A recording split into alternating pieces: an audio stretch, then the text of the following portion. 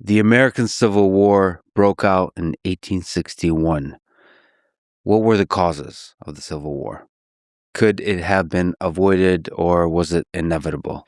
I don't know if anything is inevitable in history, but it's certainly safe to say that the conditions were in place to make it possible by the winter of 1860-61. And the conditions that made it possible were all related to the institution of slavery and its effects, both in the states where slavery was allowed and the states where it was not allowed.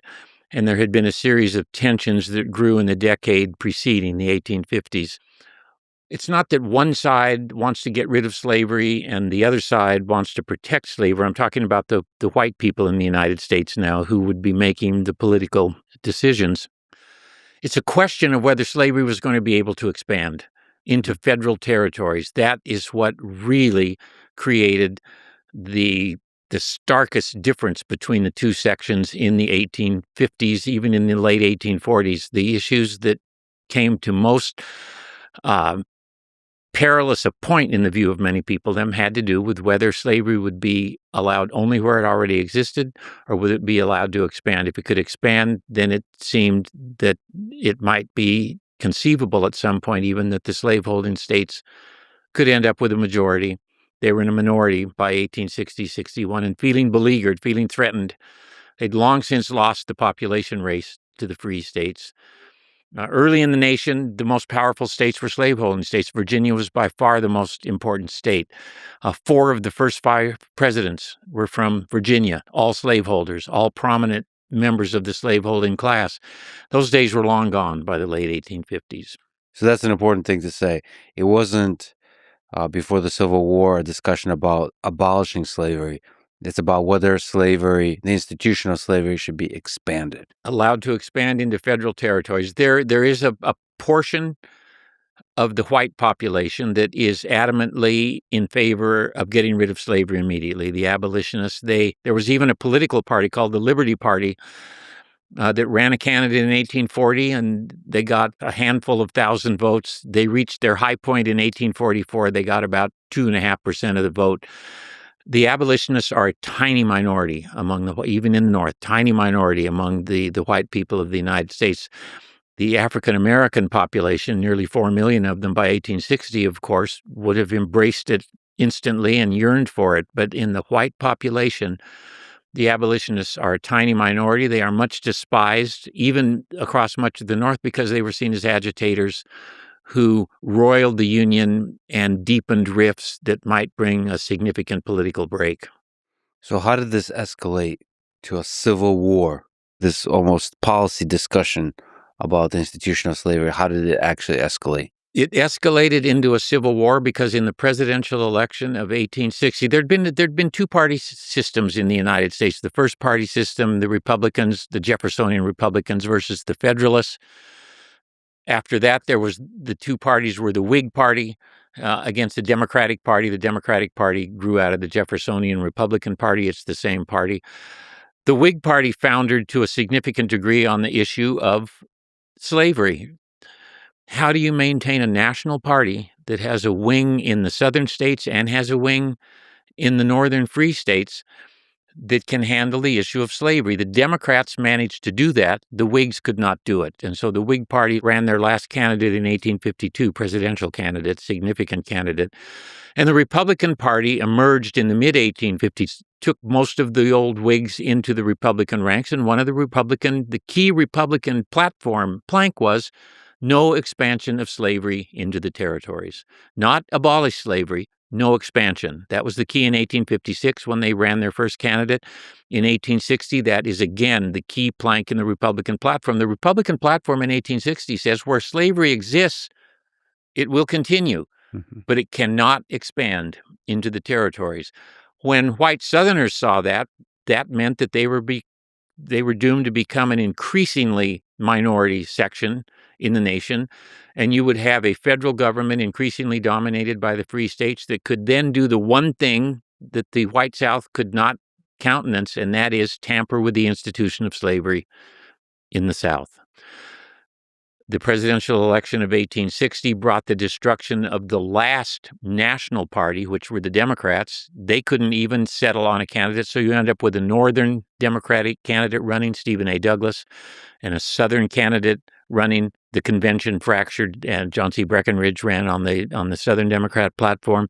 You had a unionist candidate running who just didn't want to talk about slavery. Let's talk about the Union. And you had Lincoln running as a Republican. When Lincoln won, the white South looked at Lincoln winning. Here's a guy who has said that he doesn't think slavery would expand, but he'd said more than that. He scared the white South more because in 1858, both Lincoln and William Henry Seward, these are two prominent Republicans, had said basically in separate speeches, the House divided speech on Lincoln's part, the irrepressible conflict speech on Seward's part, that the nation could not continue in the long term half slave and half free. And everybody in the South knew which way they wanted it to be. They would want it to be no slavery. And so Lincoln's election scared the white South enough so that 7 of the 15 slaveholding states seceded in response to Lincoln's election. They seceded between December 20th, when South Carolina went out, and the end of February. You had the Deep South went out. What was the general view amongst the populace towards slavery? Let's kind of lay it out.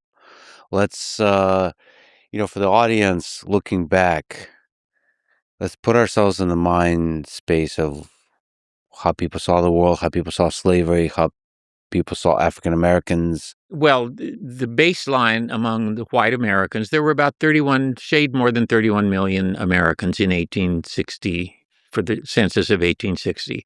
About 4 million of them were African Americans, 3.5 million of those enslaved in the South. Anyway, among the white population, the average attitude toward black people is what we would call profoundly prejudiced. Doesn't matter whether a lot of people think this is a Southern white thing. They're the only ones who are prejudiced. By our standards, the overwhelming majority of people in the free states were also deeply prejudiced. It's important to keep in mind that attitudes toward slavery and attitudes toward race they're not necessarily the same. I mean, you could be against slavery and still be prejudiced against black people. By our standards, many abolitionists were prejudiced against black people.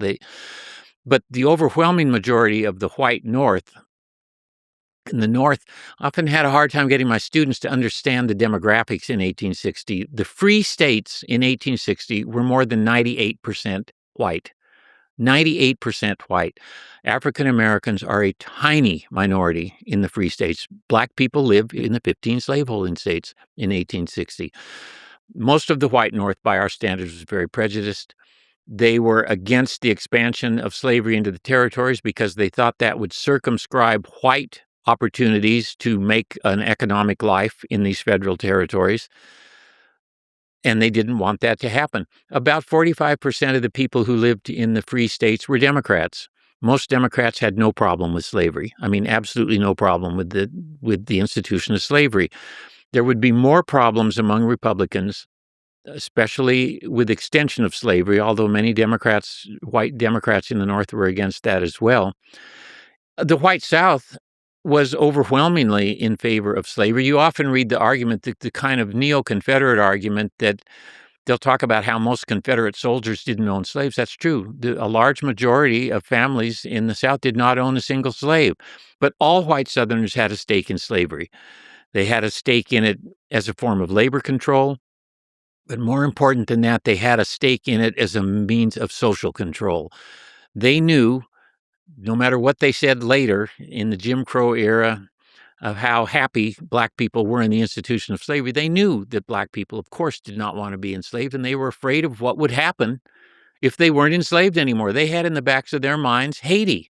Is that what's going to, if you live in one of the coastal districts of South Carolina where 90% of the residents are enslaved, and you're a white person, you probably don't sleep all that soundly at night if you think there's any chance that the black people are not going to remain under the control of the white people.